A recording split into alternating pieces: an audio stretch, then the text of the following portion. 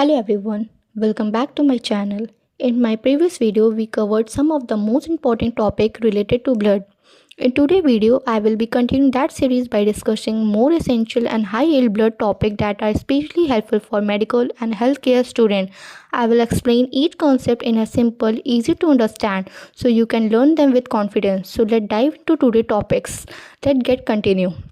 जैसे कि आज का हमारा पहला टॉपिक है हेमाटोपोइसिस। हेमाटोपोइसिस का मतलब है ब्लड सेल की फॉर्मेशन या प्रोडक्शन। इस प्रोसेस में ब्लड नए ब्लड सेल बनाते हैं। सभी ब्लड सेल एक हेमाटोपोइटिक स्टेम सेल, जिसे हम HSC भी बोलते हैं, से बनते हैं। हेमाटोपोइसिस कहाँ होती हैं? पहला फीटस, जिसको हम लोग गर्भगृह भी बोलते हैं, पहले यॉर्क सैक, फिर लिवर और स्प्लीन, और बाद में बोन मैरो में कन्वर्ट होते हैं। दूसरा अडल्ट में mainly red bone marrow, hip bone जैसे कि स्टर्नम, रिब्स, वर्टिब्रा और पेल्विस में। इसको याद करने के लिए नॉर्मल सा ट्रिक है कि हीमा मतलब ब्लड, पोइसिस मतलब फॉर्मेशन। अगर इन दोनों को हम लोग कंबाइन करेंगे तो हेमाटोपोइसिस बनेगा, जिसका नॉर्मल सा कंक्लूजन है कि ब्लड सेल फॉर्मेशन होना। Now moving to our next topic, common blood disorder. Blood disorder का मतलब है ऐसी कंडीशन जिसमें RBCs, WBCs, प्लेटलेट्स या क्लॉटिंग फैक्टर में कोई प्रॉब्लम हो जाती है। इससे ऑक्सीजन ट्रांसपोर्ट, इम्यूनिटी या ब्लड क्लॉटिंग में प्रभावित हो सकती है। जैसे कि हमारा पहला एनीमिया। एनीमिया में हीमोग्लोबिन या RBCs कम हो जाते हैं, इसलिए बॉडी को ऑक्सीजन कम मिलती है। इसका सिम्टम्स है थकान, चक्कर आना, सांस फूलना, चेहरा पीला पड़ना, जिसको हम लोग पेलर भी बोल सकते हैं। इसका कॉमन कॉजेज़ क्या है? आयरन डिफिशेंसी है, विटामिन B12 है, फ्लूइड डिफिशेंसी भी इसको बोलते हैं, और ब्लड लॉस भी है। दूसरा क्या है? ल्यूकेमिया। ल्यूकेमिया में ब्लड WBC का कैंसर है। इसमें एबनॉर्मल वाइट ब्लड सेल बहुत ज़्यादा बनने लगते हैं और नॉर्मल ब्लड सेल की प्रोडक्शन कम हो जाती है। इसका सिम्टम्स है बार बार इन्फेक्शन होना, फीवर, वेट लॉस, ब्लीडिंग और वीकनेस। दूसरा है हमारा थ्रोम्बोसाइटोपेनिया। इस कंडीशन में प्लेटलेट्स की संख्या कम हो जाती है। इसका सिम्टम्स है आसानी से ब्लीडिंग होना, ब्रूसनेस, नॉस्ट्रल से खून आना या छोटे लाल धब्बे, जिसको हम लोग पैचे भी बोल सकते हैं। दूसरा है हीमोफीलिया। हीमोफीलिया एक जेनेटिक क्लॉटिंग डिसऑर्डर है। इसमें क्लॉटिंग फैक्टर ज़्यादातर फैक्टर 8 या 9 की कमी से होती है। इसका सिम्टम्स है चोट्स के बाद देर तक ब्लीडिंग होना, या जॉइंट में ब्लीडिंग होना, या चोट देर से बनना, मतलब क्लॉटिंग बहुत देर में होना। नेक्स्ट है थैलासीमिया। थैलासीमिया एक इनहेरिटेड ब्लड डिसऑर्डर है जिसमें हीमोग्लोबिन सही तरह से नहीं बनता। इसका सिम्टम्स है severe anaemia, weakness, growth delay, जैसे हम लोग बचपन में देखते हैं।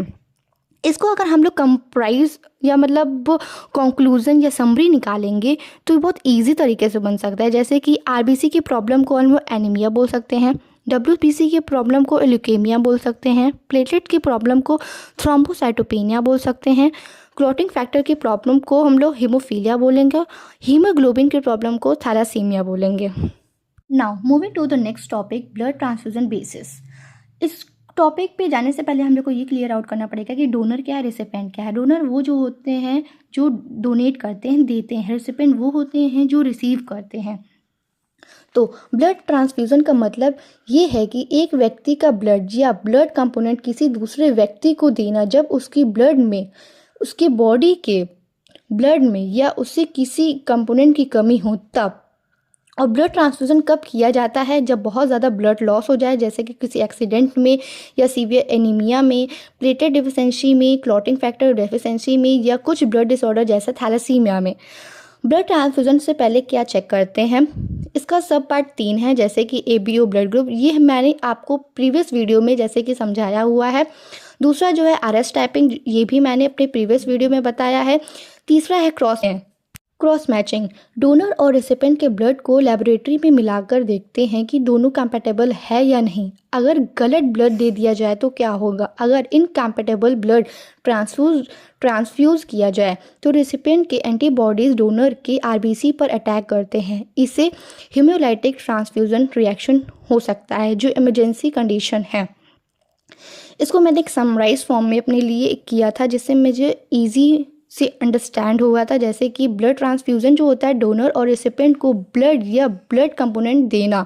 दूसरा है ब्लड ट्रांसफ्यूज़न से पहले ABO ग्रुपिंग, RS टाइपिंग और क्रॉस मैचिंग जरूर से जांच लेना। सबसे डेंजरस कॉम्प्लिकेशन है एक्यूट हेमोलाइटिक ट्रांसफ्यूजन रिएक्शन। इसका मेरे पास एक ईजी सा न्यूमोनिक्स है। To keep this in my mind I use this techniques, I hope it will be useful for you. पहले GRC चेक करो, फिर ही ब्लड ट्रांसफ्यूज करो। इसमें G जो है ग्रुपिंग ABO है, R RS टाइपिंग है, C क्रॉसिंग मैचिंग है। Now moving to the next topic, ESR erythrocyte sedimentation rate. इसका मतलब है कि 1 घंटे में red blood cell test tube के नीचे कितने मिलीमीटर्स तक बैठ जाते हैं। इसकी डिस्टेंस को ESR कहते हैं। ESR क्यों बढ़ता है? जब बॉडी में इन्फेक्शन, इन्फ्लामेशन या किसी डिजीज़ की वजह से कुछ प्रोटीन जैसे फिब्रिनोजेन बढ़ जाते हैं तो RBC को दूसरे से चिपक कर जल्दी नीचे बैठते हैं। इसी को ESR बढ़ा देता है। जैसे इसका नॉर्मल वैल्यू जो होता है मेन का 0 से 15 mm/h होता है, वुमेन्स में 0 से 20 mm/h होता है। ESR स्किन कंडीशन में बढ़ जाता है, मतलब किन किन कंडीशन में बढ़ जाता है, जैसे कि बैक्टीरिया इन्फेक्शन में, ट्यूबरक्लोसिस जिसको हम लोग TB भी बोलते हैं, रूमेटॉइड अर्थराइटिस में, ऑटो इम्यून डिजीज़ में, कुछ कैंसर्स में, प्रेगनेंसी में भी। ESR कब कम हो सकता है? पॉलीसिस्थेमिया में, जैसे RBC बहुत ज़्यादा होना, सिकल सेल डिजीज़ में, कुछ RBC डिसऑर्डर में। इजी निमोनिक्स इसका ये है कि एवरी स्वेलिंग राइजेस, यानी जहाँ इन्फ्लेमेशन या स्वेलिंग होगी वहाँ ESR अक्सर बढ़ा हुआ मिल सकता है। इसका 1 लाइन अगर समरी बनाए तो ESR एक स्क्रीनिंग टेस्ट है जो बताता है कि बॉडी में इन्फ्लेमेशन या इन्फेक्शन हो सकता है, लेकिन ये नहीं बताता कि कौन सी डिजीज़ है। Now moving to our next topic, important laboratory volume.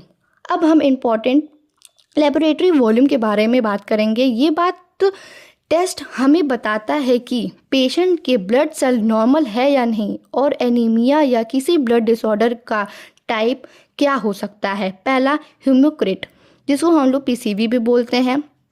ये बताता है कि ब्लड का कितना परसेंटेज हिस्सा RBC से बना है।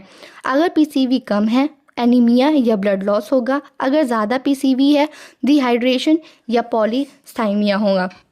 दूसरा MCV, मीन कॉपिकुलर वॉल्यूम, एक RBC का एवरेज साइज है ये। अगर 80 से ज़्यादा है तो हम लोग माइक्रोसिस्टिक एनीमिया, जिसको हम लोग आयरन डेफिशिएंसी भी बोलेंगे। नॉर्मल जो होता है 80 से 100 होता है, जिसको हम लोग नॉर्मोसिस्टिक एनीमिया बोलेंगे। अगर 100 से कम है तो मैक्रोसिस्टिक एनीमिया, जिसको हम लोग विटामिन B12 या फोलेट डेफिशिएंसी भी बोलेंगे। तीसरा है MCH, मीन कॉपिकुलर हीमोग्लोबिन, एक RBC में कितना हीमोग्लोबिन है ये इंडिकेट देता है ये। अगर MCH कम है तो RBC में हीमोग्लोबिन कम होगा। नेक्स्ट है कि MCSC क्या होता है, मीन कॉपिकुलर हीमोग्लोबिन कंसंट्रेशन। इसमें RBC के अंदर हीमोग्लोबिन की कंसंट्रेशन कितनी है ये बताता है। अगर MCSC कम है तो हाइपरक्रोनिक एनीमिया होगा। नेक्स्ट, हिस्टोसाइटिस क्या होता है, RBC टूटकर छोटे छोटे फ्रेगमेंट्स में अगर फ्रेगमेंट की तरह दिखते हैं तो उसको बोलेंगे ये सिस्टोसाइसिस। इसका कॉज है हेमोलाइटिक एनीमिया और डिसेमिनेटेड इंट्रावेस्कुलर कोआगुलेशन, जिसको हम लोग DIC भी बोलते हैं। और इसको अगर हम समराइज करें तो ब्लड सिमिलर हमें ब्लड सेल की शेप और साइज दिखाता है, जिससे हम कहीं ब्लड डिसऑर्डर या डायग्नोज कर सकते हैं। Thank you. I hope you found this video informative and valuable.